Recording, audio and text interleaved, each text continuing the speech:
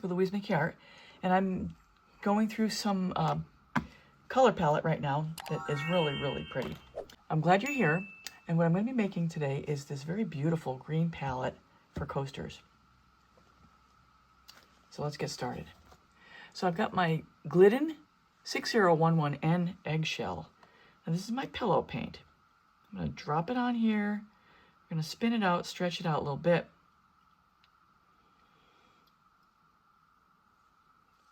And then we'll get the colors down, and I'll go over the colors as I go. Just get it started.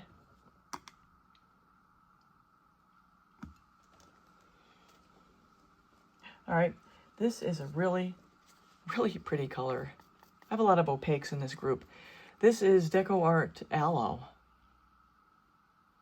And I'll probably insert the other colors as I go through this because I don't have them sitting here handy. So this is Aloe, and like I've said in the other creation with the Lazy Susan, each of these colors, well, especially these greens, by themselves are just kind of, they're okay. But it's when they work together, they're gorgeous. It's like an orchestra. This is my Nicolazo Gold combo,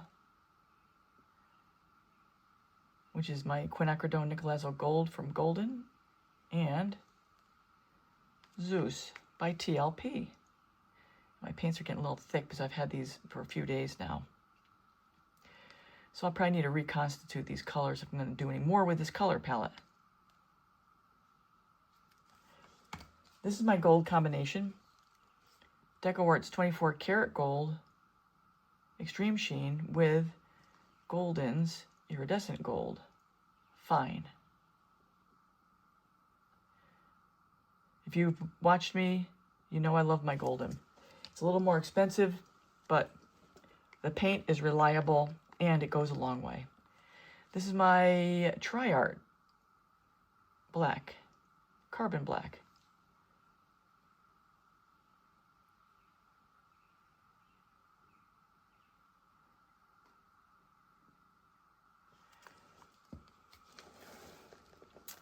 And then, last color down is this Amsterdam's Olive Green Deep. All of my colors are a little thick here.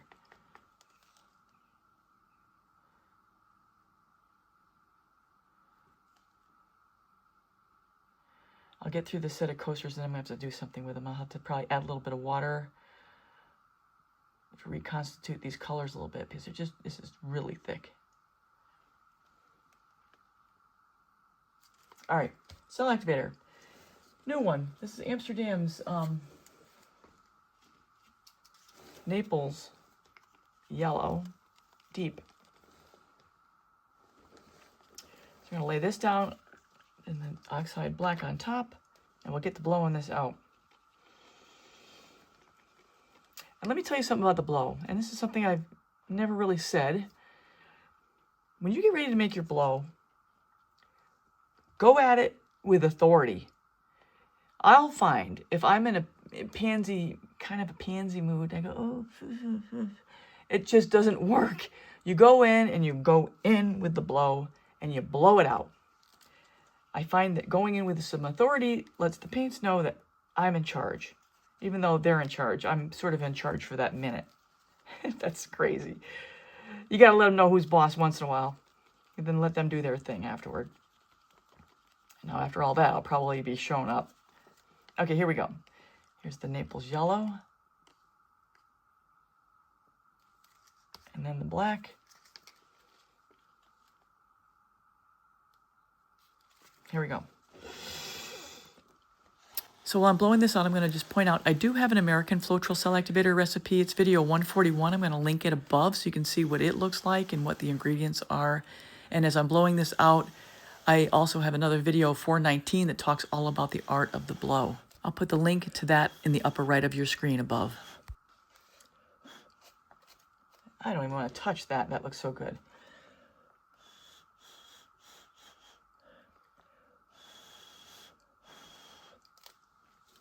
Let the lacing be there. I'm going to point out some learnings that I already made about this yellow cell activator that I'll share with you later in the video. And all I'm going to do here is just pull that pillow to the edge and the sides of the coaster so the paint will have a place to flow to. Look at the cells in here. Oh my gosh.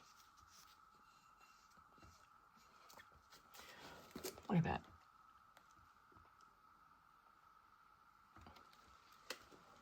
It is scrumptious.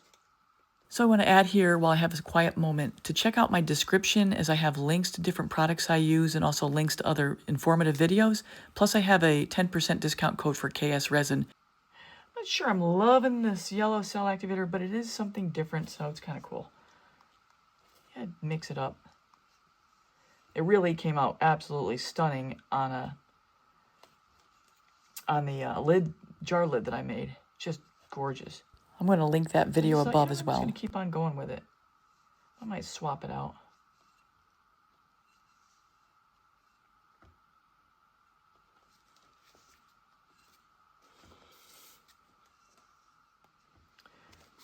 All right, let's give this a spin.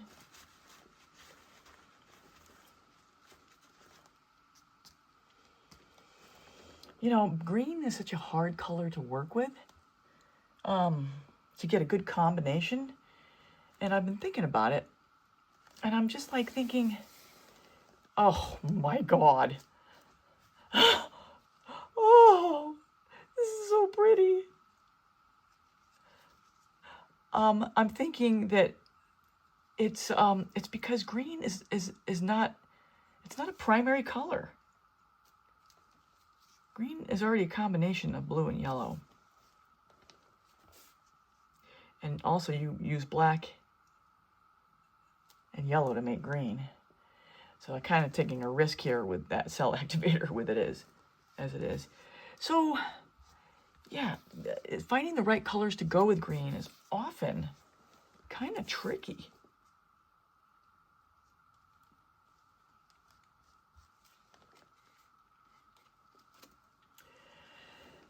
So when you find a combination of green that works together, write it down, because it's a hard color. It's a hard color to work with.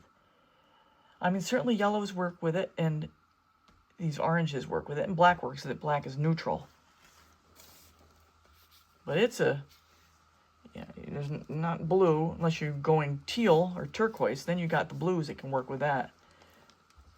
But blue in this, not going to work. It's just, I don't know enough about, I don't have scientific training on color theory. I've just learned to trust my eye, what my eye is seeing, what my eye is telling me.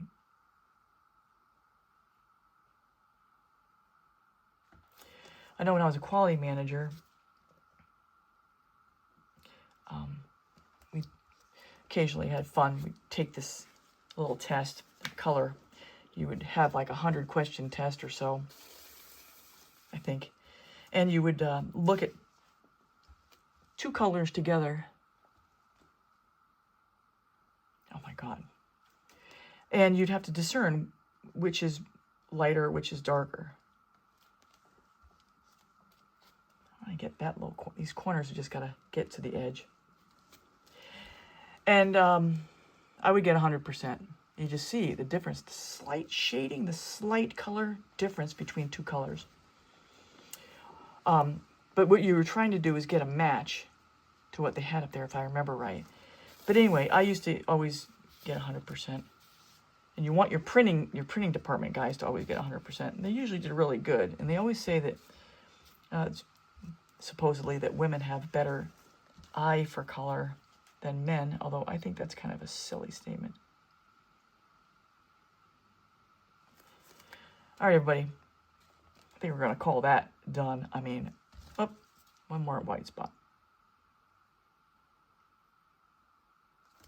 And the other thing about this color combination, this is extremely forgiving when it comes to taking out the white spots.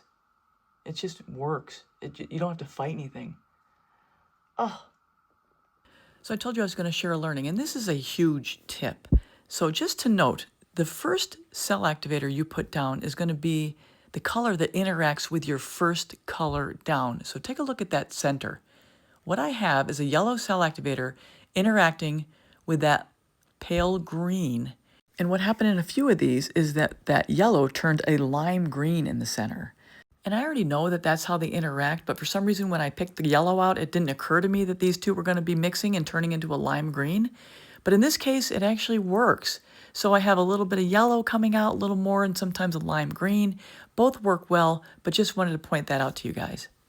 So everyone, we're in for the final wrap here. This is the final resin results, up close and personal.